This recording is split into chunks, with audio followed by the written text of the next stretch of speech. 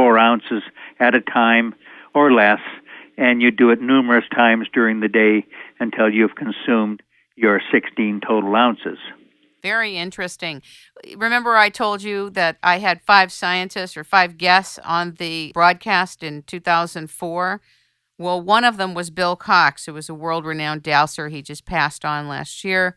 And he was the one who used dowsing to locate the water in what was then dried up Lake Elsinore in the 60s. Uh-huh. And there's a lot of people that are still not on board understanding the seriousness of dowsing and how it works. And I was wondering if you could just give your take and translation based on your experience to provide a context of how you use dowsing in your work.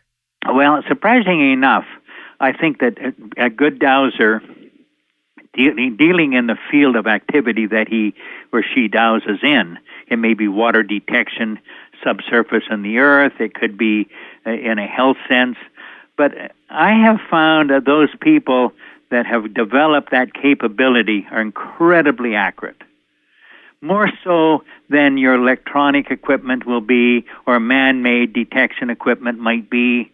The human element is, when it's a perfected form, is a very, very precise detection and capability that person has evolved in what work they're doing.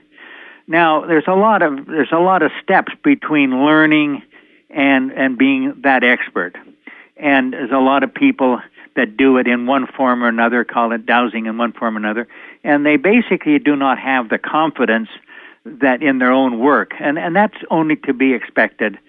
But if in fact they keep to working at it and keep working at it, it does develop into a highly specialized method of detection in the field that they work. I'm not suggesting that everybody is competent in all the fields, but certainly those that can witch for water, if you want to call it witching, or dowsing for water, some of them are experts at finding water, that nobody else, with all the instrumentation they have, will be as effective at finding water as that person may be. Now, it carries on into other parts, and perhaps this gets a little closer to my area, that I can detect in a body by asking virtually any question. Now, I have to have the language precisely right. I'm treating a lady right now in a hospital that has a lung cancer. And I'd be damned if I could figure out what her problem was, and yet she was having a terrible time with breathing and ended up in the hospital, and it's where she still is. And they basically had a difficult time identifying her type of cancer. And it turned out to be a form of melanoma of the lung. But I couldn't read it as melanoma of the lung. I had to change the wording to read it a form of melanoma of the lungs. I could read it as a form of melanoma of the lungs. And once I had that reading, then I could go ahead and develop a number to eliminate the form of melanoma of the lung. And I did that. I developed a mathematical number that would counter that energy, because everything is energy. Cancer is nothing more than energy. It basically has a variations of energies because there's a variation of cancers. So it is not as if you can hit one type of cancer with a number and basically find to be successful on all types of cancer, because you find that it just doesn't work out. You have to be precisely on to identifying the type of cancer. And if they have a multi-character of cancer, you have to identify the multis as to just what they are and also what the numbers. But anyway, she now is basically breathing much better. I no longer can identify the type of a form of melanoma. I no longer can read that description. And so the question now is, are we on the right track of eliminating the cancer energy with the new energy? And in fact, will we prevail? I guess time will tell. And if she lives, yes. And if she doesn't make it, then we didn't succeed. And it may very well be that we didn't have the whole picture. So there's all kinds of questions comes up. But she is, for the moment, doing much, much better and breathing with far less oxygen and whatnot. So it's really a matter of identifying what it is It's that you asking the really right need. question. The question is so critically important. I was going to say it's asking the right questions, and actually posing and constructing the questions are the key to everything. It is, absolutely. And sometimes that is the big challenge, is to be able to identify what it is in its precise, identifiable form. And I have to play with words all the time as to what it is, and it's a form of, something like, similar to. You play around. If you believe it's a cancer potential, then you just have to keep playing with words, English words, till finally the rod says, yes, that's what it is. And whatever that description is what you have to deal with. I don't know if you are familiar with Sherry Edwards. Sherry Edwards does what you're doing in water and in your work with voice. She can listen to anybody's voice, capture a signature, and look at their state of health as well. It's absolutely fascinating. She's also been our guest, and she does remarkable work out of Ohio. It sounds very much like what she's doing in voice.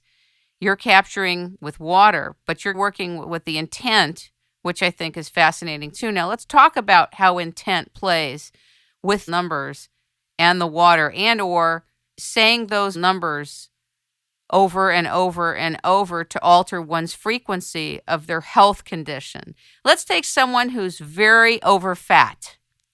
This is a country that is totally preoccupied and obsessed with weight loss, obsessed with health, and yet people are getting fatter and fatter. This obviously would be for every single person, but what would you do? Well, I'll tell you, there's a couple of areas that are most difficult to work in. One is high blood pressure. When you ask the medical profession what causes high blood pressure, many of them will tell you that in 90% of the cases we don't know. So high blood pressure is very difficult to control other than through medication. And we've tried, and I've given people, and I find that more often than not, when we have success in dealing with high blood pressure, it's only because we've managed to balance out the body, and now the blood pressure has normalized. But to go in and attack blood pressure alone as an item is very difficult. Now, weight is exactly in the same league. And let me describe to you some of the pieces of the puzzle that I work with. And one of them is that I'm a firm believer that our bodies are made up of systems. And these systems basically have a lot to say over how we basically survive. Let's take a system that is, say, a body that never has cancer, or a body that never will have cancer. And is there a system in their body that is basically allowing that prevention and that escape to take place? And I'm able to develop those numbers. And then I check people that have never had cancer, and they have those numbers. They've never had any experience with cancer, and they have those numbers. And I check a person that's had cancer experience, and they don't have those numbers. And so it's a matter of systems, and it's the same thing in weight. I take a person that is very, very thin, and they have a system in their body that I'm able to establish what those numbers are, what that number is that they have. And all thin people have that system. Then I check people that are normal, and they don't have that system, but they have another system, and it is a different number. And all people that are in normal body size, you will find will be in that range. Then I check a person with obesity, and they have a different number. And all obese people will have that number. And do you have any idea what that number is? The number of a normal person that is carrying normal body weight is 1, 2, this is not the number, I'm just going to use this as a demonstration. It's 1, 2, 3, 4, 5, 6, 7, 8, 9, 10, 11. And you can read 1, 2, 3, 4, 5, 6, 7, 8, 9, 10, 11 in that body. That isn't the correct number series. I'm just using it as a sample. Now, interesting enough, when you see the obese number, basically what it is, it's 11, 10, 9, 8, 7, 6, 5, 4, 3, 2, 1. It's the normal number in complete reverse. Now, is there something telling us that at some stage of life, something happens that basically your system that perhaps is your metabolism control basically gets flipped? flipped 180 degrees. And now you no longer have a 1, 2, 3, 4, 5, 6, 7, 8, 9, 10, 11 number. You now are an 11, 10, 9,